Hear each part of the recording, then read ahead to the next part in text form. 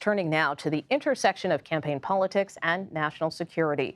Poland's President Duda became the latest world leader to meet with former President Trump in a 2.5-hour meeting last night. It was their first meeting since 2017 when Mr. Trump traveled to Poland and met with Duda in Warsaw. CBS News Face the Nation moderator and chief foreign affairs correspondent Margaret Brennan joins us now. And Margaret, you were actually on that 2017 trip. But in terms of the meeting last night, what came out of it?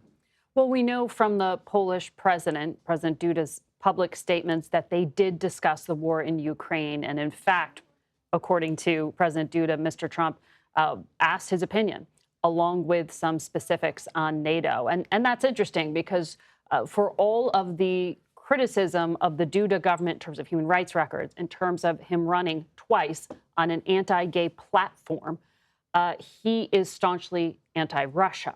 So in terms of a persuasive voice on the Ukraine issue, he might be able to get through to Mr. Trump because President Duda, I was just looking back at my notes. It was back in 2019 that Trump and Duda had come to this agreement to rotate U.S. troops out of Germany and into Poland to be a buttress against Russia. They, in fact, said they were going to call it Fort Trump. That project never actually happened. There were some different disagreements over how to execute it. That renaming didn't happen, though U.S. troops do rotate in to Poland. But President Duda refers to those 4 years as significantly strengthening the Polish government and Polish security. So he has a very different view and characterization of what those 4 years of the Trump administration were about in terms of Ukraine and Russia. But when it comes to where we are now, the conservative politics of Duda are where the Biden administration has problems with him, that anti-gay agenda. They have largely put aside some of those public criticisms of him of late because he's on their side when it comes to standing up to Vladimir Putin and being pro-NATO. Yeah, it definitely sounds like a delicate balancing act there. But in terms of some of these foreign governments that are taking meetings with the former president, why are they doing this in the middle of a presidential campaign? Well, it's hard here when we say, there's only one president at a time and you don't want to complicate the politics within the parties. The counter to that, for example, from the government of the United Kingdom, a U.S. ally, was it is standard to meet with opposition leaders. And that is part of a democracy, and that is part of prudent planning. And David Cameron, the foreign secretary now, the former prime minister, went down to Mar-a-Lago and held this meeting with Mr. Trump. Part of that, the UK government would argue, was strategic to talk to him about issues like Ukraine, because Mr. Trump, even out of office, is hugely influential in the conservative movement. We see this in our own polling. In the CBS News poll, 79% of self-described Republicans cite Mr. Trump as the most trusted source of information on Russia and Ukraine, more than the Pentagon, Nicole. I mean, why is that? We are now in, this is a whole other, we could talk for an hour about the weaponization of information, distrust in journalists like us, distrust in media institutions.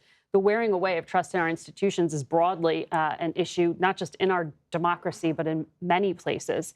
But that's pretty incredible that he is that much of a thought leader. By the way, it would help out Speaker Mike Johnson quite a lot if Mr. Trump came out and endorsed that Ukraine aid bill, which he hasn't done.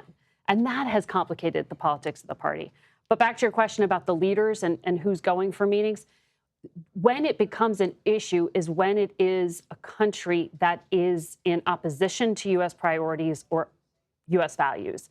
And that is why with Viktor Orban, the prime minister of Hungary, we talked about it, because at the time that the administration is trying to get support for Ukraine going and get Congress on board, Viktor Orban was standing in the way in Europe of more aid to Ukraine.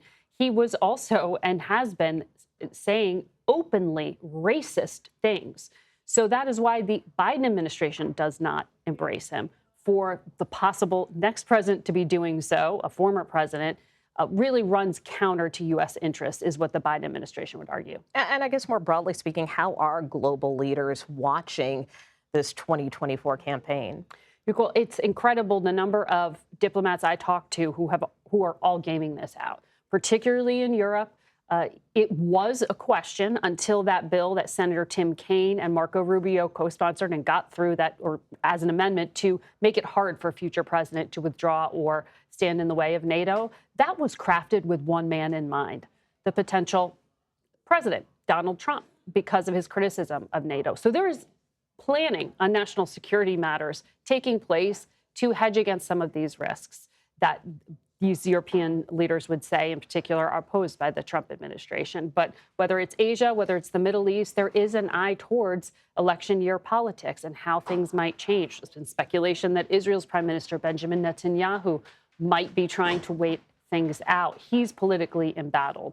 And he was at one time close with Mr. Trump, though they've seemed to have some public spats as well. So the entire world is watching this election, and the world is literally, on a knife's edge on so many different fronts and so many different wars. Well, really fascinating discussion. Margaret Brennan, thank you so much for your reporting. And you can see Margaret on Face the Nation this coming Sunday right here on CBS News.